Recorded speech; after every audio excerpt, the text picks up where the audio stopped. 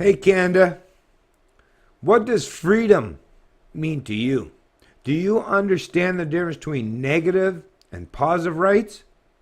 If not, pay attention to this video. And this is in reference to an article out of The Economist, although you've seen lots of this kind of information and narrative put forth and presented by a lot of people in the established media. But it's all in reference to the baker that refused to bake a cake designed completely and in regards to being gay. But this particular baker that we're talking with, that's in reference to this particular case, was a Christian baker, right?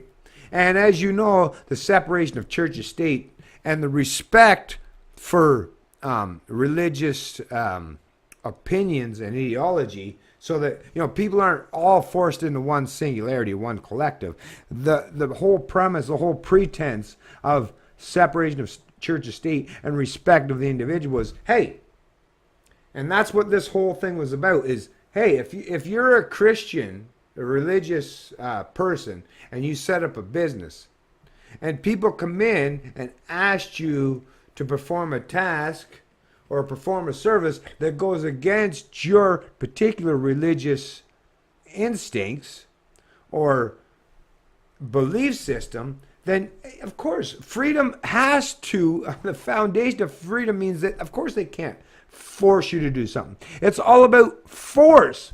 The number one aspect of the whole pretense, the whole premise of freedom is to be free of force and subjugation. But politics tries to distort and completely reject that proper narrative.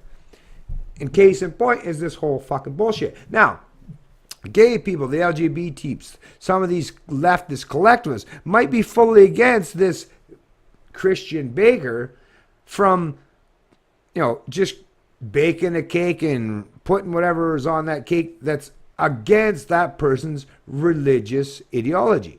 But you know what? Hey, that's the whole pretense of individual freedom and freedom from forced subjugation or forced collectivism. Is, hey, I might not agree with what you say or what you do or your preferences or your ideology or your edicts, but I'll respect that you don't necessarily agree with me. That's the live, let live mentality.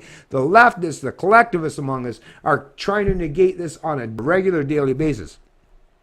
But the Supreme Court in the U.S. is now going to make a decision in this particular case.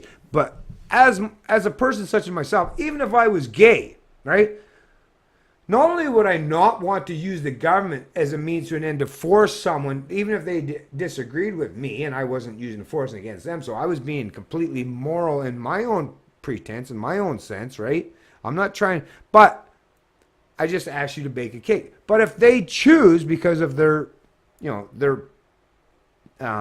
particular ideology that they follow, if they choose that they don't want to bake a cake for me, now I can be outraged, I can be butthurt, I can be upset about it, but I have no pretense of authority to force them to do something. And the minute I attempt to do so is the minute that I become the authoritarian. Libertarians are saying, hey, I might not necessarily agree with that fucking Christian baker that's saying, hey, I won't bake a cake for. And I might even try to tell them, listen, you're going to lose out on business. It's really foolish, but you know what? If they choose to go that route, I'm sorry. That's what freedom, that's what individual liberty is about. Even if you don't necessarily personally accept the way they choose to use their freedom. The minute you get to dictate how other people choose to initiate and enact their freedoms is, well, there's no freedom anymore, is there? Right? So if you're going to try to pretend that you actually care about individual freedoms and liberty, then you have to let people that you don't even agree with have that themselves. You have the freedom too, just like these people. Hey, if you don't like it, go protest them, right? Right? And if you can get that company, that business shut down because there's enough people that just are totally in disagreement with their stance, then hey, you've won the battle, the ideological battle. But if you use power, the force of central planning and mysticism, the gigantic gun in the room as a means to an end, then yeah, you've lost any credibility or any sensibility when it talks about being objective or moral. Fuck you, I'm no longer, we're no longer in agreement on any plane or any level. So whether the Supreme Court's, and that's another thing, I don't place my faith, whether it's the Supreme Court, the judiciary, the legislative branch, or the executive branch. I don't place my faith in any of these humans, these fallible fucking humans that represent the politics of the day, right? Or really what you're talking about, the authoritarian measures is to impose their ideas, their preferences, their ideology on others. I don't agree with that. That's why I love the beauty of the Bible, the aspects of the live and let live mentality, of the free will aspects of, hey, I might not agree with what you do, but it's not my duty, it's not my authority to impose my demands or my edicts upon you. I'll just, hey, you make your choices in the here and now, and you'll have to suffer the consequences of them in the hereafter, or as a subsequent of your decisions. Live and let live. The authoritarians among us are choosing to use politics, right? The pitchfork mentality, mob mentality, as a means to impose their preference or edicts on the people that they don't necessarily agree with. So whether you agree with, I don't care, you might not necessarily agree with the stance of the Christian bakery.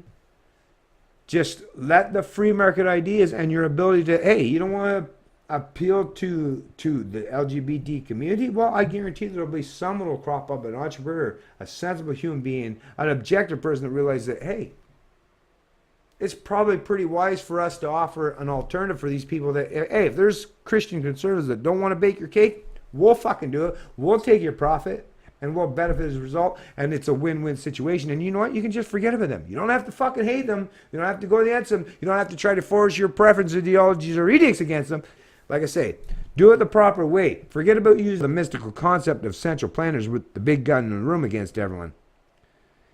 Keep and maintain that live and let mentality, and you'll see that if you do so, it'll flourish and propagate out into the rest of the species in your surrounding communities, in the surrounding extended family or country that you live in, and it'll benefit us all in the long run. If you do things the right way, if you use authoritarianism, you start and you participate in that race to the bottom, and then very few people are winners in that race to the bottom. Right? It's Canadian Libertarian, and I love liberty.